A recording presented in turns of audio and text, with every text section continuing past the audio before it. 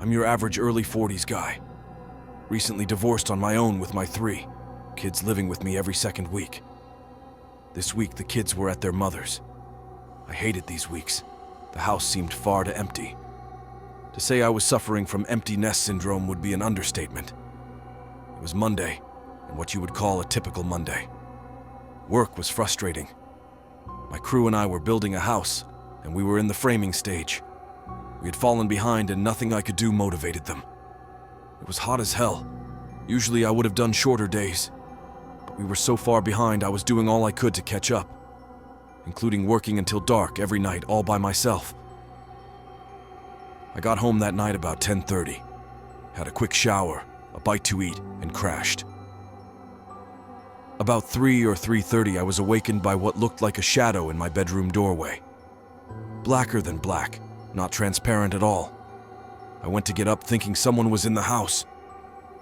The dark shadow was immediately on top of me, pinning down my legs and arms. It had what looked like a body of some sort, sitting on my legs with 2 appendages holding my arms. I was in great shape at the time, working in construction and being an up-and-coming powerlifter. Try as I might with all my strength, I couldn't move. I fought and fought, but no matter what I did, I couldn't move. All of a sudden, it was gone, and I could move freely again.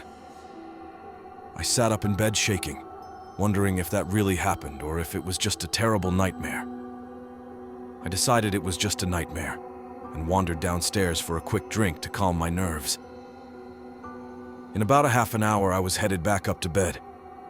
The next day at work was just as frustrating, drifting even further behind schedule. I asked my crew if they wanted to change to a 4 a.m. to noon schedule for the rest of the week and beat the heat. None were interested. My guys were usually very good, but I guess the heat was too much for all of them. Looking back, maybe I should have shut down for the week. I worked again until about 10:30, then headed home. Same scenario as the night before. Shower, quick dinner, and bed. The last night's adventure's a distant memory. Again, at around 3:30, I was awakened by the same black shadow in the doorway. As with the night before, in a flash it was on top of me, this time sitting on my abdomen. Again, it was far too heavy or strong. Despite how I tried, I couldn't move, and this time I was having trouble breathing. I struggled and struggled, but it was no use. My head felt like it was going to burst from lack of oxygen.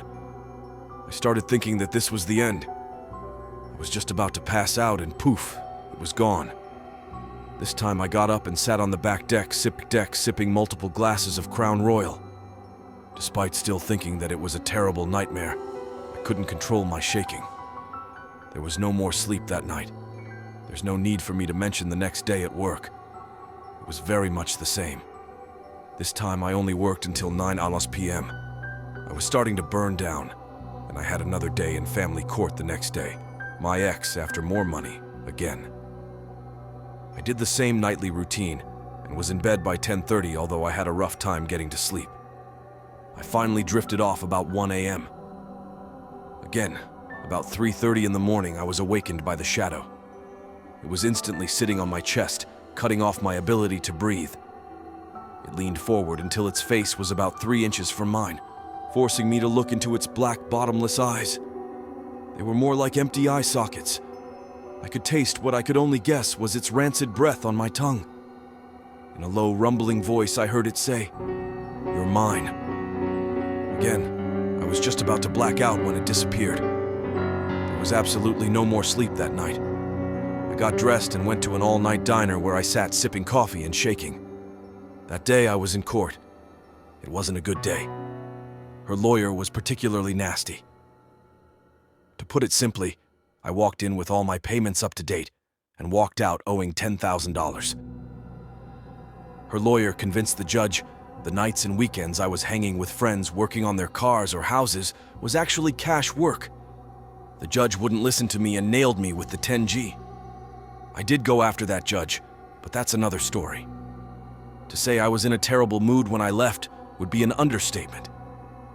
I went to the gym trying to work off my frustrations, but it was no use. After the gym, I went by the job site to see how things had gone without me. I shouldn't have. The owner was there and immediately started tearing a strip off me because my guys left at noon.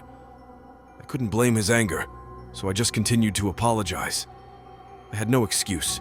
On my way home, I stopped at our little pub liquor store and picked myself up another bottle of Crown. I had completely forgotten about my little entity problem. My dinner that night was of the liquid variety. I killed the better part of my bottle. It was a good thing I only bought a 26er. I tossed and turned in bed, my anger boiling over. At about 3:30, me wide awake, I saw the black mass forming in my bedroom doorway. In a rage, I jumped out of bed screaming, "Not tonight, you asshole!" I bolted across the bedroom and slammed into the door jamb, almost knocking myself out. I never saw that entity again.